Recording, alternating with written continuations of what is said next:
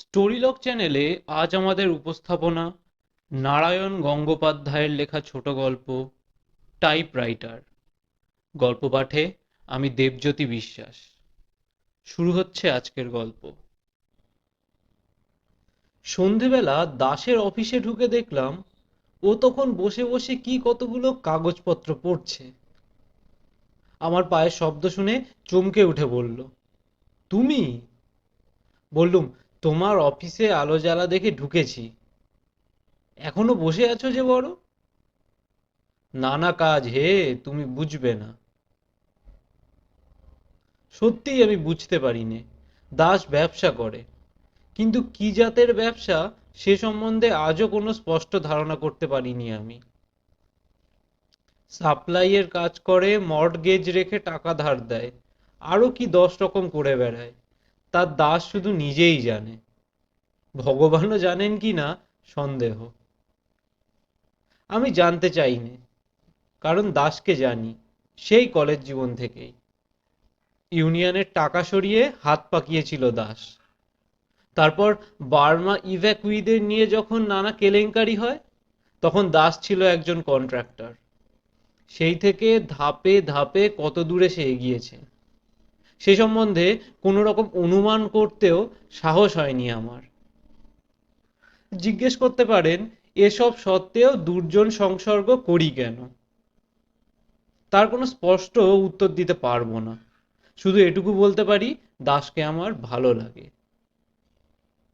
অজস্র ত্রুটি থাকলেও একটা দুর্বোধ্য আকর্ষণ আছে ওর ব্যক্তিত্বে। সেটা ওর তীক্ষ্ণ স্মার্টনেসের জন্য হতে পারে আমার মতে। ওরও সেরিকালচার সম্বন্ধে কৌতূহল আছে বলে হতে পারে। এমনকি ওর বিশেষ ধরনের চুলের ব্যাক ব্রাশের জন্যও হতে পারে। কিন্তু মোট কথা হলো, সময় পেলে দাসের সঙ্গে আড্ডা দিতে আমার ভালো লাগে। এই পথ দিয়ে যেতে যেতে ওর অফিসের আলো জ্বলতে দেখে তাই ঢুকে পড়েছিলাম। একটা বেয়ারা নেই, 3জন কেরানির একজনও না। মস্ত অফিস ঘরটায় সবুজ শেড দেওয়া আলোর পাশে দাসকে কেমন প্রক্ষিপ্ত মনে হলো যেন।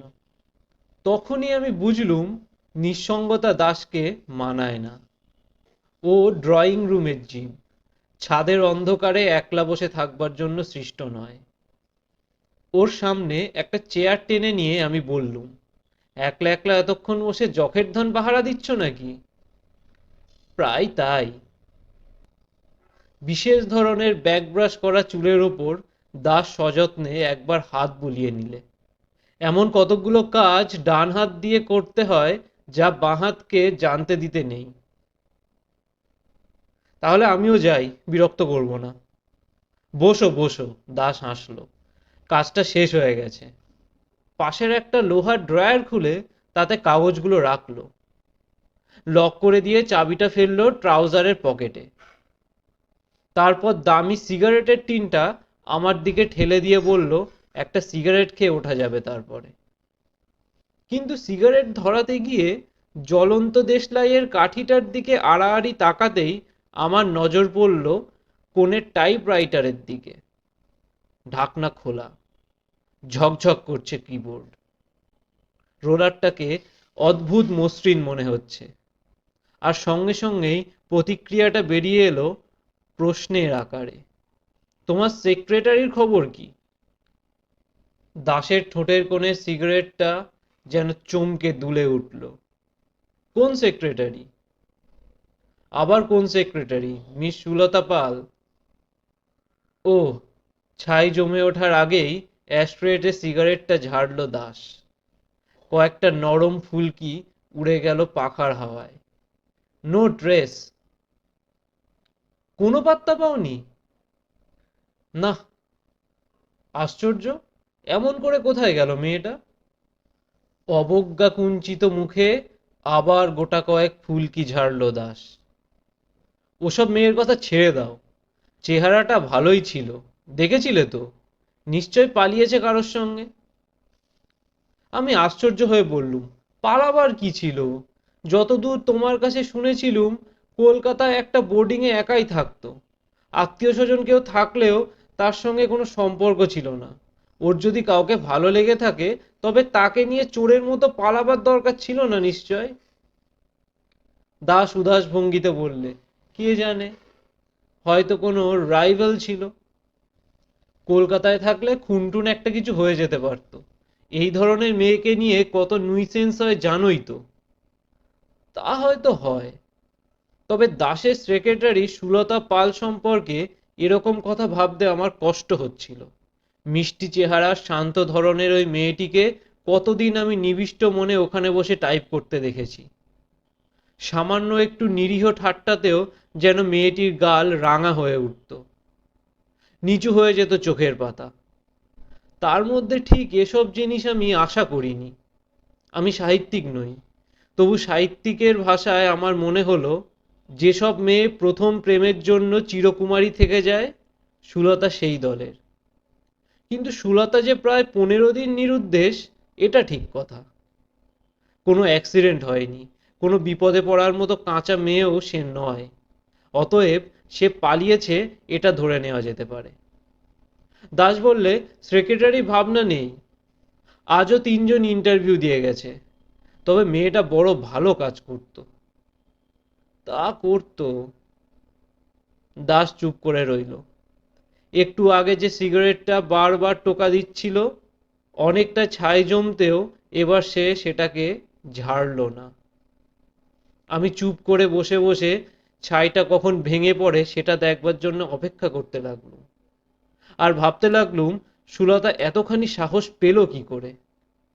সুতরাং একটু পরেই দাস যখন বলতে যাচ্ছিল, এইবার ওঠা যাক, অন্তত ওর মুখ দেখে এই কথাটাই বেরিয়ে আসবে বলে আমার মনে হচ্ছিল, ঠিক তখনই ঝমঝম করে বৃষ্টি নেমে বসলো বাইরে। খোলা দরজা দিয়ে ভেজা ধুলোর একটা তপ্ত রুদ্ধশ্বাস চলে এলো ঘরে। দাসের সিগারেট থেকে ছাইটাকে কেড়ে নিয়ে চলে গেল। দাস বললে, বৃষ্টি নামলো যে, গাড়িটাও তো আনিনি। বললুম, না থামলে বেরোনো যাবে না, বেশ ঘটা করে নেমেছে, ট্রাম পর্যন্ত যেতে গেলেও ভিজিয়ে ভূত করে দেবে। তাই থামুক, দাস বললে, তাহলে একটু বসো তুমি, আমি একটা টাইপের কাজ সেরে নিই ততক্ষণ। উঠে টাইপরাইটারের দিকে এগিয়ে গেল দাস। সুলতা সম্পর্কে ভাবনাটা ভোলবার জন্য আমি একটি বাণিজ্য সংক্রান্ত পত্রিকা কুড়িয়ে নিলুম টেবিল থেকে। তারপর মাল্টিপারপাস স্কিমের ওপর লেখা একটা প্রবন্ধ পড়বার চেষ্টা করতে লাগলুম। আলগা মনোযোগের ভেতরে কানে আসতে লাগলো বাইরের বৃষ্টির আওয়াজ, টাইপরাইটারের রোলারে কাগজ জড়ানোর খসখসানি, তারপর খটখট করে গোটা কয়েক টাইপিংয়ের শব্দ। পরক্ষণেই দাস হেসে উঠল। হাসি কেন, ব্যাপার কি? এসো, এখানে দেখো কি মজা হয়েছে। আমি উঠে গিয়ে ওর পাশে দাঁড়ালুম। মজাই করেছে বটে একটা। ওপরে টেন্ডার বলে হেডিং দিয়ে তার নিচে 3বার টাইপ করে বসেছে একটি নাম, সুলতা পাল। অবাক হয়ে বললুম, এর মানে? সুলতা পালের নাম টাইপ করছো কেন? দাস বললে, মানেটা তো আমিও ভাবছি। লিখতে গেলুম টেন্ডার, লিখে বসলুম সুলতা পালের নাম, তাও একবার নয়, 3বার। আমি বললুম, তাতে অস্বাভাবিক কিছু নেই। এতক্ষণ ধরে ওকে নিয়েই তো আমরা আলোচনা করছিলুম, আর ওর ব্যাপারটাও এত বিস্ময়কর যে মনের ভেতরে ওর নামটাই ঘুরছিল। অন্যমনস্কভাবে তাই ছেপে বসে আছো। তাই বটে। দাসের মুখের ওপর একটা বিষণ্ণ ছায়া নেমে এলো। আজ 1 বছর ধরে এইখানে বসে টাইপ করেছে সুলতা, একেবারে ঘড়ির কাঁটার মতো। একদিন কামাই করেনি, 1 মিনিট লেট করেনি, 5 মিনিট আগে ছুটি নিয়ে চলে যায়নি কোনোদিন। এর প্রত্যেকটা চাবিতে সুলতার আঙুল জড়িয়ে রয়েছে। আবার আমরা দুজনে গম্ভীর হয়ে রইলুম। সুলতার শান্ত মিষ্টি মুখখানা আমি ভুলতে পারছি না। দাসের চোখ দুটো কেমন উদাস আর গভীর হয়ে গেছে। আমার জিজ্ঞেস করতে ইচ্ছে হলো, তুমি কি ওকে ভালোবাসতে? বাইরে বৃষ্টি পড়তে লাগলো। ধুলোর আর তপ্তশ্বাস নেই।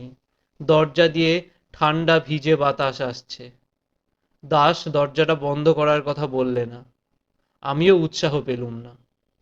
শুধু বৃষ্টির শব্দ, আমাদের চুপ করে বসে থাকা, আর ঘরের ভেতরে কোথা থেকে উড়ে আসা একটা চামচিকের চঞ্চল ছায়া, কিছুক্ষণ ধরে স্তম্ভিত হয়ে রইল। দাস স্তব্ধতা ভাঙল। টাইপটা সেরে ফেলি। কাগজটা খুলে দাস সেটাকে তাল পাকিয়ে নিচের বাস্কেটে ফেলে দিলে। জড়িয়ে নিলে আর একখানা। আর খটখট করে বেজে উঠল টাইপিং এর আওয়াজ। আমি টাইপরাইটারের টেবিলের কোণে দাঁড়িয়ে রইলুম। একটানা বৃষ্টির শব্দের মধ্যে টাইপিং এর শব্দ একাকার হয়ে এলো। কখনো স্পেসিং আর কখনো ঘন্টার জ্যোতিপতন কানে আসতে লাগলো।